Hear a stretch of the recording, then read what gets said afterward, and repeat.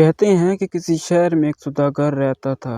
اس کے یہاں اولاد نہیں ہوتی تھی۔ بہت کوشش کی مگر اولاد نہ ہونی تھی نہ ہوئی۔ ایک دن اس کو گھوڑے کا بچہ نہایت حسین و خوبصورت دکھائی دیا۔ یہ دوڑا ہوا بیوی کے پاس آیا اور بولا کہ ایک گھوڑے کا بچہ بہت خوبصورت ہے، اگر کہو تو لے آؤں۔ بیوی نے کہا لے آؤ۔ وہ گیا اور اسے لے کر بیوی کو دے دیا۔ بیوی اسے پا کر بڑی خوش ہوئی۔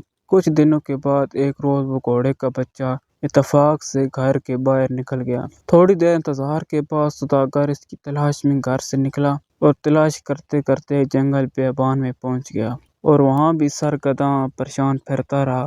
اسی اثناء میں دیکھا کہ ایک بزرگ گھوڑے پر سوار اس کے پاس آ کر بولے، اے شخص تو اس قدر پریشان کیوں ہے؟ اس نے عرض کیا، میرے اولاد نہ ہونے کی وجہ سے میں نے گھوڑے کے بچے کو پالا مگر میرے مقدر سے وہ بھی نکل گیا۔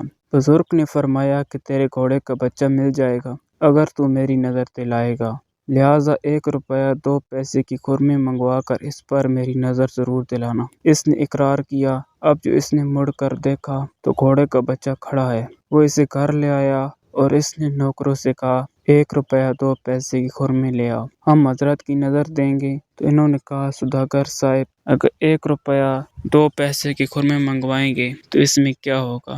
ہم لوگوں کو کیا ملے گا؟ کم سے کم 5 روپے کی خرمی منگوائیں۔ سوداگر نے کہا، اچھا 5 روپے کے ہی لے آؤ۔ غرض کے خرمی لائے گئے اور ان پر حضرت علی مشکل کشا علی ابن ابی طالب کی نظر ہوئی مگر وہ قبول نہیں ہوئی۔ چند روز بعد وہ گھوڑے کا بچہ پھر چلا گیا۔ سوداگر پھر ڈھونڈنے نکلا اور آخرکار اسی جنگل میں جا پہنچا اور پھر تھوڑی دیر گزری تھی کہ وہی حضرت اسی طرح گھوڑے پر سوار آتے دکھائی دیے۔ چند لمحات کے بعد قریب آ کر فرمایا، اے شخص کیا ڈھونڈ رہا ہے؟ سوداگر نے عرض کیا کہ اے حضرت، وہی گھوڑے کے بچے کی تلاش میں ہوں۔ حضرت نے فرمایا، ہم نے تو اس سے کہا تھا کہ 1 روپیہ 2 پیسے کی خرمی منگوانا اور تو نے 5 روپے کی خرمی منگوائی اور ان پر نظر دلائی، ہم کو وہ قبول نہیں۔ اور دیکھ وہ سامنے گھوڑے کا بچہ کھڑا ہے، جب تک میری نظر میرے حکم کے مطابق نہیں دلائے گا وہ بچہ تیرے یہاں نہیں رہ سکتا۔ وہ ہاتھ جوڑ کر آگے بڑھا اور عرض کی، اے مولا، اب میں آپ کی نظر اتنی دموں پر دلواؤں گا۔